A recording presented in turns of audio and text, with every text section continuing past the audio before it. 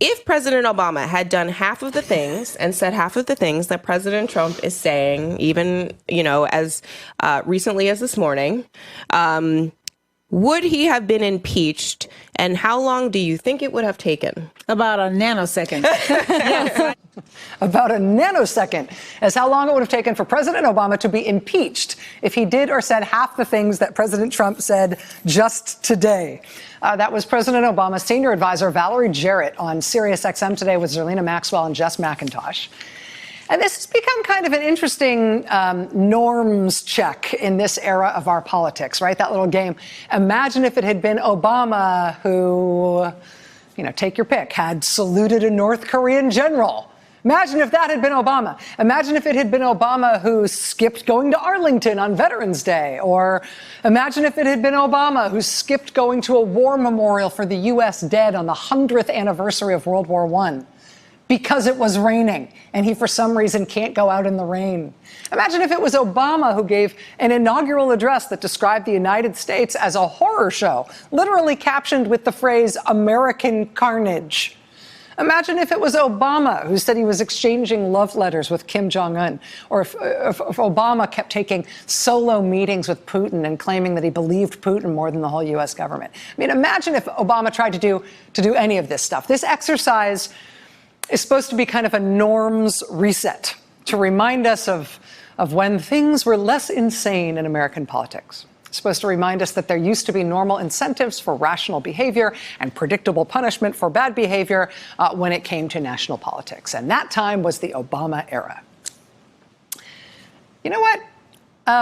That admittedly satisfying line of reasoning does have an antidote, and we got it from the news gods this week.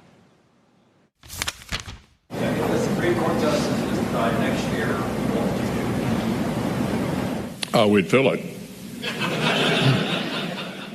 Imagine if Obama had a Supreme Court vacancy in his time in office and the other party decided they would not consider any Obama nominee to fill that seat on the court. Instead, they would hold it open as long as it took, and they'd hope for a Republican president. They would invent a new principle that presidents are no longer allowed to nominate Supreme Court justices in the last year before an election.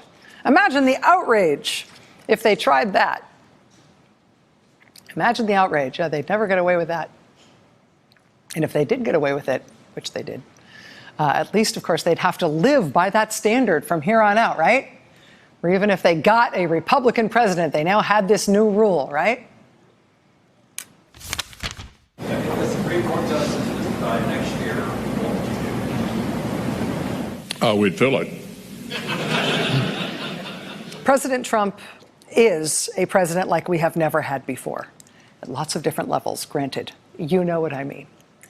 But where did we get this idea that this particular Republican president is facing no limits from his party, right? This idea that it's okay if you're a Republican, no matter what it is.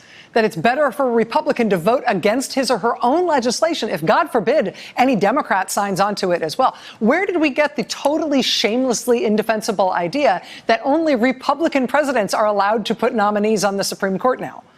I mean, these are all Republican Party rules now, but they all precede Trump. Those are all Republican rules that came to their zenith, in fact, in the Obama era, when Obama, who is the opposite of Donald Trump, tried over and over and over again to try to work with Republicans, to try to find some common ground, to meet halfway.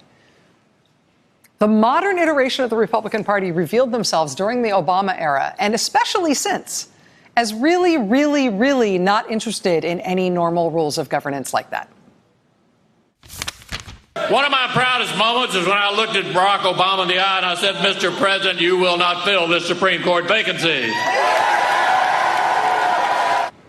As Democrats compete now to try to earn the right to run against Trump next year, and as Democrats in Washington now try to figure out how to respond to the criminal allegations against this president, does the Obama era of dealing with this Republican Party offer any tips or tricks for what not to do here?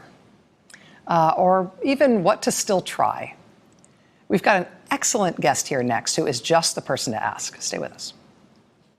Hey there, I'm Chris Hayes from MSNBC. Thanks for watching MSNBC on YouTube. If you want to keep up to date with the videos we're putting out, you can click subscribe just below me or click over on this list to see lots of other great videos.